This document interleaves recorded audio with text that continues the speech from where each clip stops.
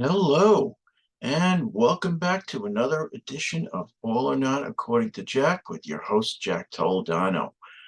So, as you may have seen on my channel the last week, I put up some pictures of, or rather, some videos, short videos of my family and I going to Ireland, where I got this really nice T-shirt at the Tullamore Dew Factory in Tullamore, Ireland. Yeah, so I've got about eight short videos, so please check those out. We had a wonderful time. Wish I could have taken more, but you know what? Had to enjoy the moment, so I couldn't record too much and basically make a nuisance out of myself for those who don't understand how these YouTube channels work. So let's get on with it. So uh, my project tonight is the third installment of what we're calling reviewing the reviewer. So I mentioned that there would be another one coming up. So tonight, uh, and again, going through 600 plus videos and on the Tubi app on those smart TVs, that great wealth of music and concerts and so on and so forth. This one is about one of the best classic albums of the 1970s, in particular 1977. So let's bring it up. I apologize in advance if it's slightly blurry, but yeah. So we're going to talk about Fleetwood Mac Rumors. So as you can see, uh, you got Mick Fleetwood with his two balls hanging down, and Stevie Nicks in what she calls her Rhiannon costume or her witch costume, whatever. But just a little forward about this. So back in 1977, this was actually the first album that I ever bought. So how did I come to buy it? Uh, I was just starting to get into rock music at that time. I was in middle school, uh, or what they called junior high at the time. So I was just starting to listen to rock radio, and I read an article in Long Island's newspaper called Newsday, and there was an article about Fleetwood Mac rumors, and uh, the fact that it's a studio album and it could have been easily a greatest hit album, but whatever. So it was saying that several million copies were purchased, and me, naive 13-year-old kid at the time, I'm like, wow. If I don't go pick up a copy, they may sell out and never print it again. Little did I know that years later they would start a whole new sequence of printing because, hello, they came out with CDs in the early 80s. So that spawned a whole new wave of music buying, so on and so forth. But so on to rumors. So basically, the series is called Classic Albums, and they do a lot of them. They did it for Pink Floyd, Dark Side of the Moon, even Judas Priest, British Steel, among others. Uh, our next scheduled uh, reviewing the reviewer is going to be also an album talked about, or actually, it's going to be a couple albums talked about during classic albums, but I don't want to give them away too soon. But let's get on with this. So the story goes, so and basically, so they start out, Mick, and what's nice about this video was the fact that they had all five performers within Fleetwood Mac being interviewed separately, which was nice. Got all their perspectives. Mick started out talking about, comparing the old Fleetwood Mac to the current.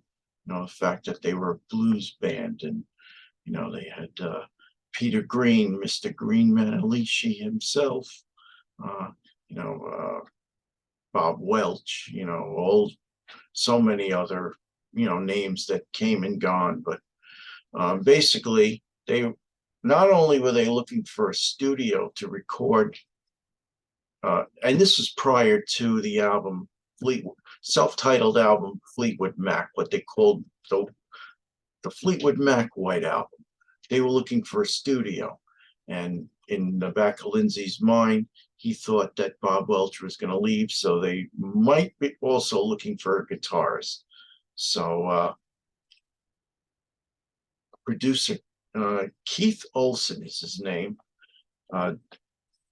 He demoed his engineering skills for Mick, but he also demoed for him an album by this little known duo, Buckingham Nicks.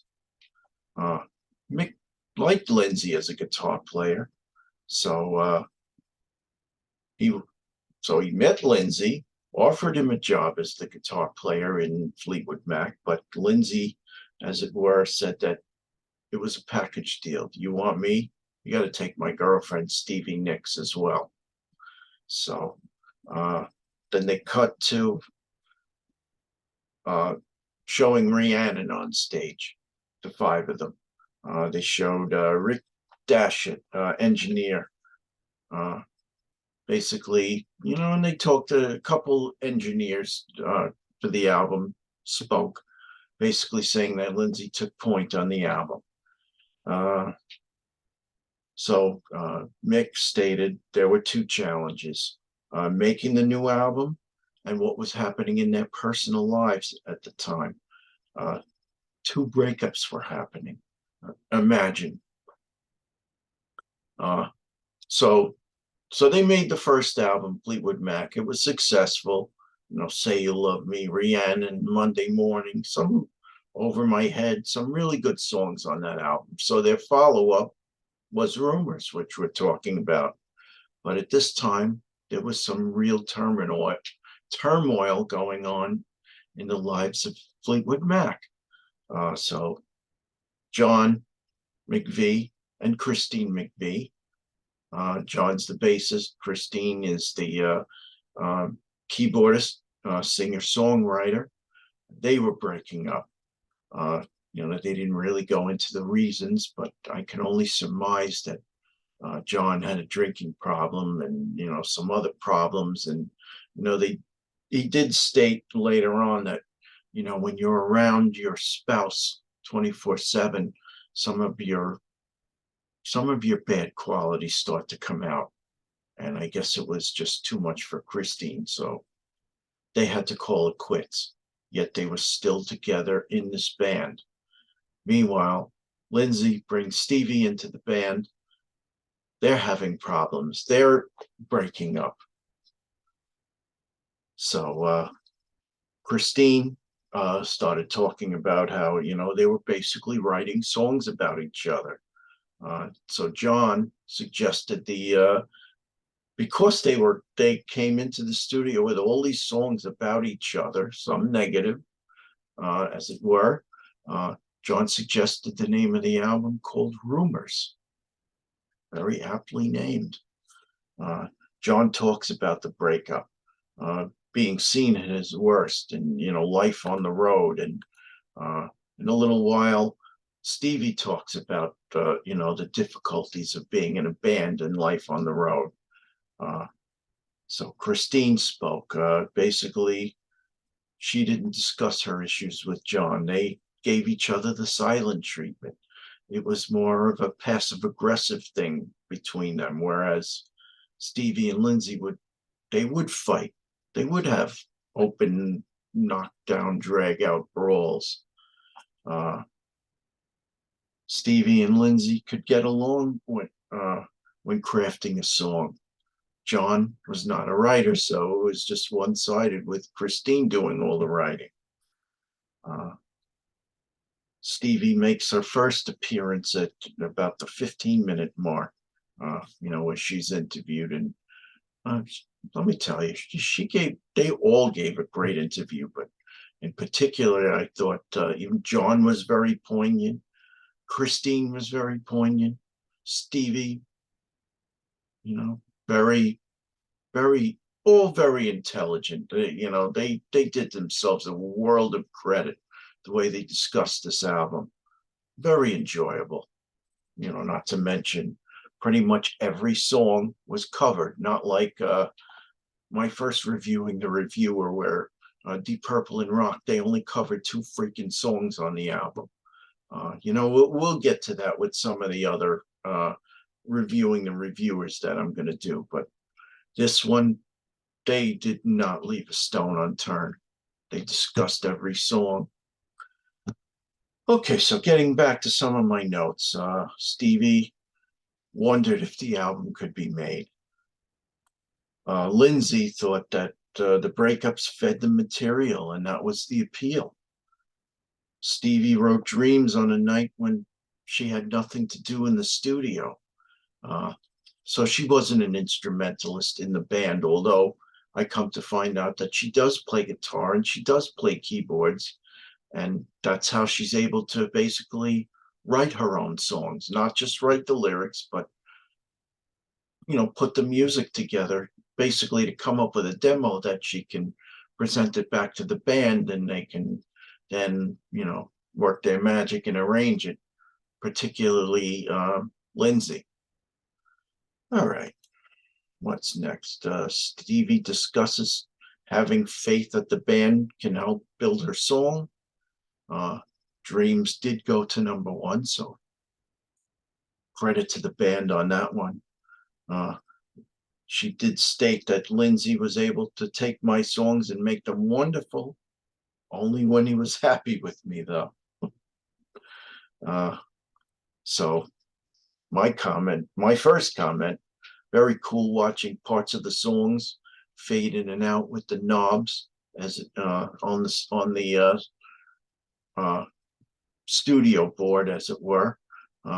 First you had what's his name, Richard Dashut doing it. Who else? They showed Lindsay doing it from time to time. Lindsay still helped Stevie with the songs, but it was bittersweet. So, by the way, this entire video, or episode of Classic Albums, ran at 52 minutes. So we're at about the 20-minute mark. Another engineer that they interviewed, Ken Calais, basically showing the vocal harmonies of Dreams. I thought it was fascinating. Again, he was taking the knobs and fading it in and out for the different vocal parts. So I basically showed, I believe, two Stevie vocal parts, one Lindsay and one Christine vocal part for the song Dreams. So next they kind of shifted. Lindsay spoke about how John and he used to butt heads.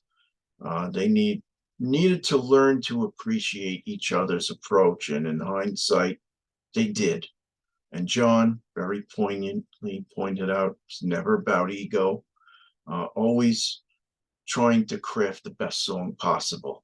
I think, that's pretty impressive considering he was not much of a songwriter, but he'd sit there and offer his, his opinion.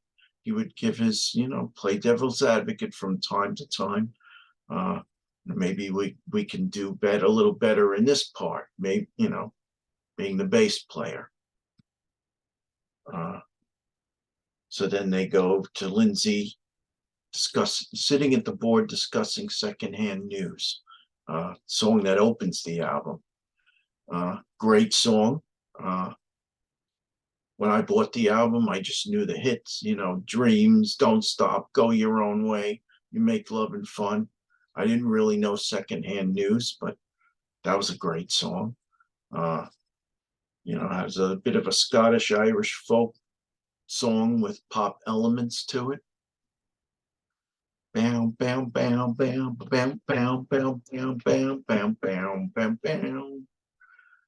And a really cool tune. Uh,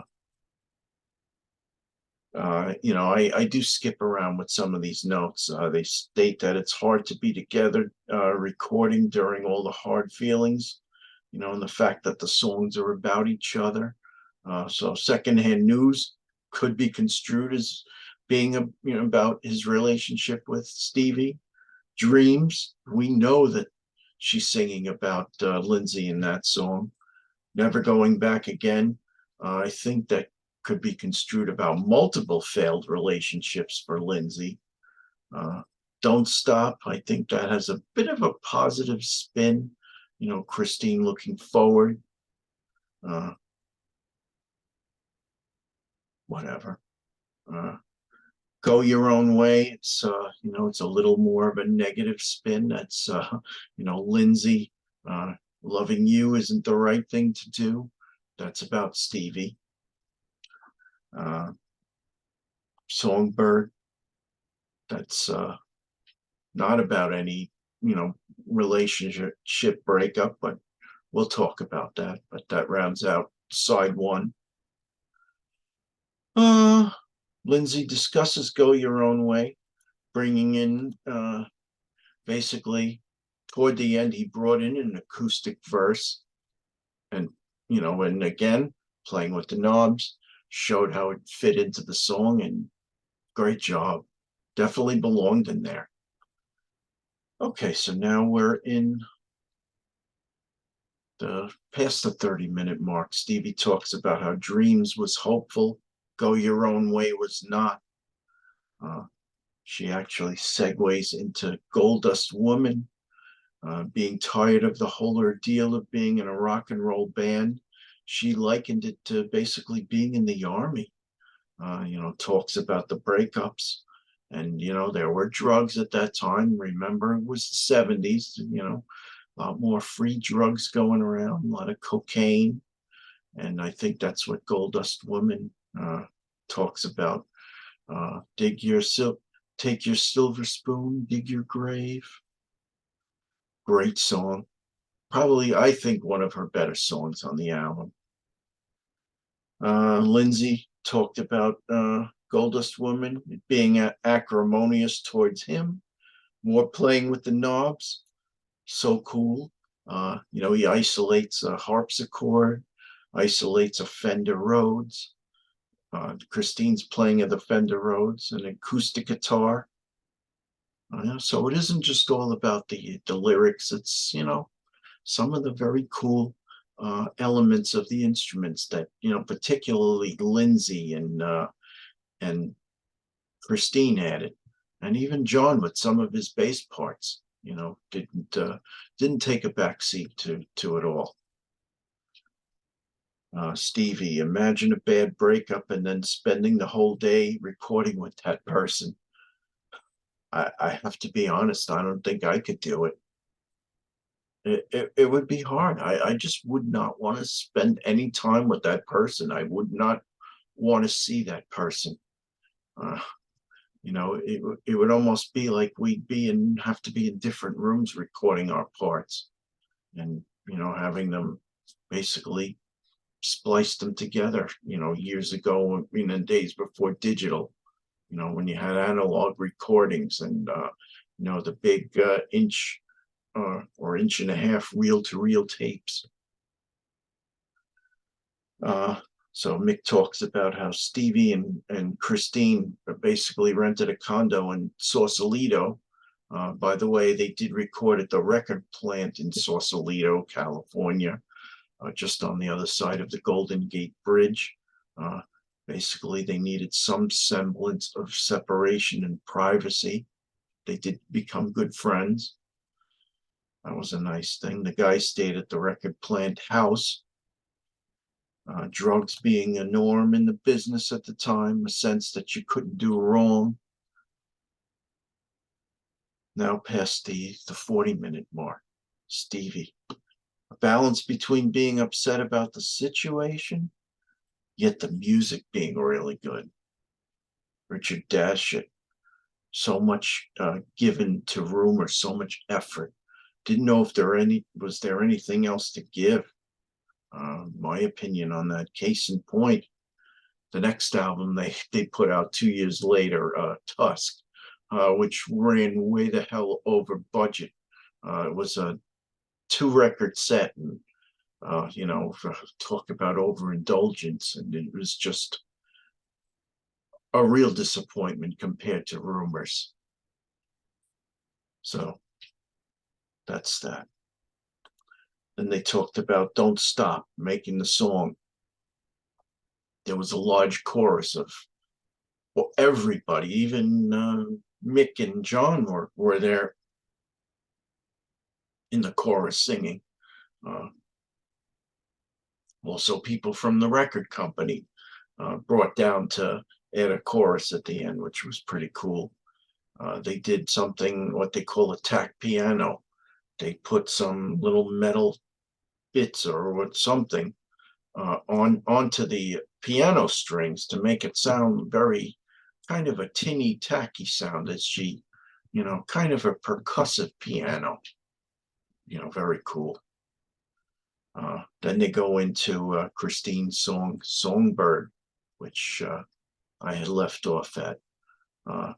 She spoke about how she wrote the lyrics first. Basically, Ken mentioned that he heard this and he's like, wow, this really requires the depth of a concert hall. So what they did was they went to downtown Zellerbach Auditorium. I don't know if they said it was in either Sausalito or San Francisco, but basically they just took Christine, brought a 9-foot grand piano, put some roses and some champagne on the piano, and she basically recorded it herself. Basically, they wanted it all in one take because, granted, they were not physically in the studio. They brought some of the studio with them. I guess they didn't want to get into any splices. They wanted a whole song in it, in its own right. I think they took about, I don't know, 4 or 5 takes, but they went in at night. By 7 in the morning, they were done. So that was an overnighter. Thought it was an amazing idea on Ken's part. You can hear the richness of the piano in the hall. They showed her playing it many years later. This video of classic albums for Fleetwood Mac was recorded in 1997, a full 20 years after the actual Rumor sessions.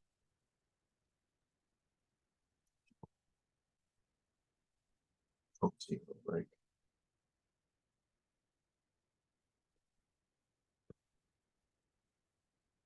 John talked about how grown men would weep watching the playing of that Songbird every night in concert. Christine wanted to stop playing it because she didn't want to create all this sadness, but John's like, you gotta. It's so emotional for everybody. It really has an impact.